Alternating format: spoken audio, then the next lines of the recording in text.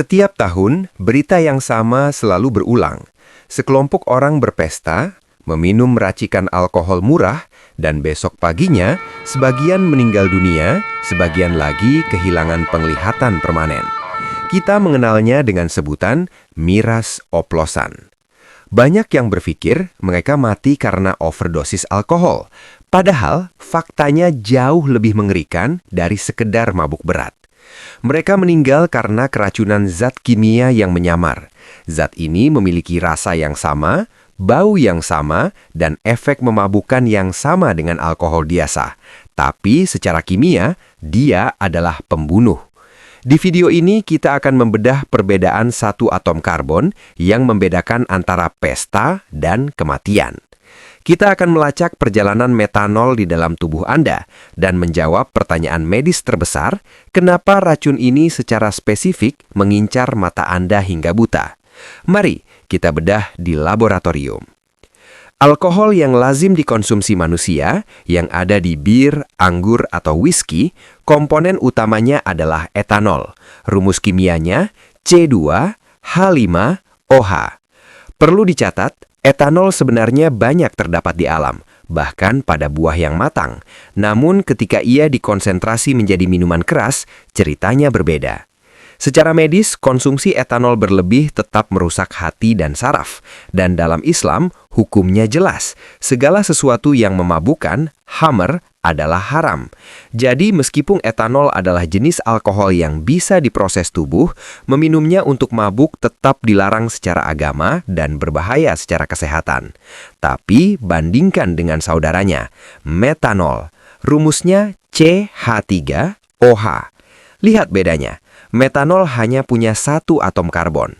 Di dunia industri, metanol adalah bahan bakar spiritus, pelarut cat, dan bahan baku plastik.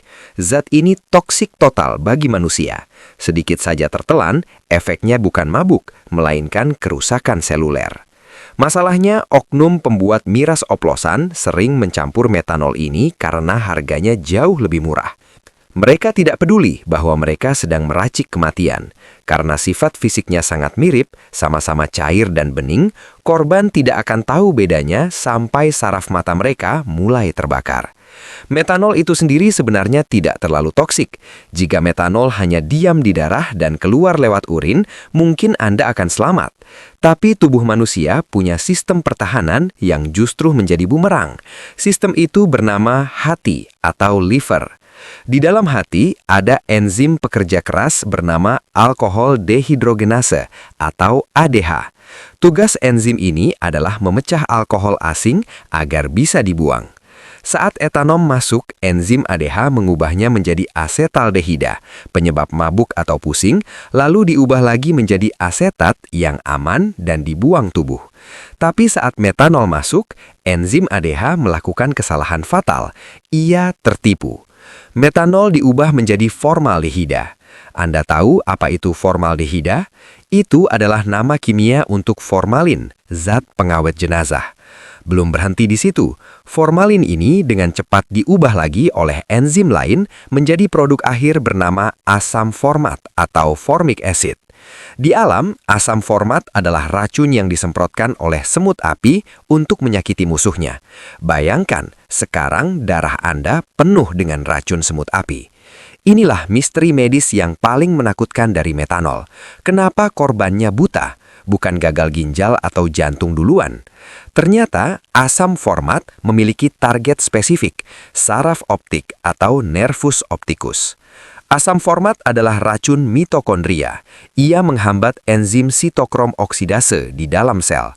Sederhananya, ia mematikan pembangkit listrik seluler Anda. Saraf mata adalah organ yang sangat boros energi. Ia butuh suplai listrik konstan untuk mengirim gambar ke otak. Ketika asam format menumpuk, sel-sel saraf mata mengalami mati lampu total. Jalur transportasi nutrisi terputus atau axonal transport. Sel saraf mata mati dan tidak bisa tumbuh kembali. Kebutaan akibat metanol bersifat permanen, gelap gulita selamanya. Selain menyerang mata, asam format membuat pH darah menjadi sangat asam. Kondisi ini disebut asidosis metabolik. Darah yang asam membuat organ vital lain shutdown. Korban mulai sesak napas, mencoba membuang asam lewat napas, lalu kejang, koma, dan akhirnya meninggal dunia karena kegagalan multiorgan. Yang membuat miras oplosan begitu mematikan adalah fase bulan madunya.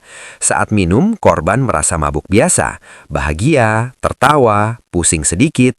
Itu karena metanol belum diubah menjadi asam format. Proses metabolisme ini butuh waktu sekitar 12 sampai 24 jam. Besok paginya atau lusa, barulah mimpi muruk mulai. Gejala awalnya mirip hangover biasa, mual, muntah, sakit kepala.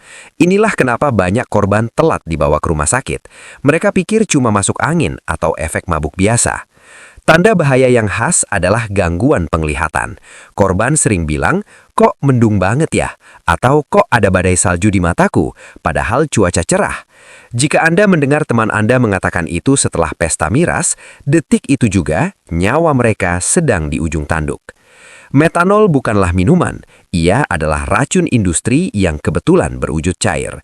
Sains menunjukkan betapa rapuh tubuh manusia. Etanol dalam minuman keras merusak tubuh Anda secara perlahan, tetapi metanol dalam oplosan, ia merenggut penglihatan dan nyawa Anda secara instan. Jadi apa pelindung terbaik dari bahaya ini? Jawabannya sederhana, jauhi minuman keras sepenuhnya. Dalam Islam, larangan meminum khamr bukan tanpa alasan. Itu adalah bentuk perlindungan terhadap akal atau hifz al-akal dan jiwa atau hifz an-nafs. Dengan tidak mengkonsumsi minuman memabukkan sama sekali, baik yang legal maupun oplosan, Anda tidak hanya terhindar dari dosa, tapi Anda juga 100% terjamin selamat dari resiko buta akibat metanol yang tersamar. Ingat, tidak ada pesta yang sebanding dengan kehilangan penglihatan seumur hidup. Terima kasih sudah menyimak pembahasan kimia ini. Semoga menjadi ilmu yang menjaga diri dan keluarga kita.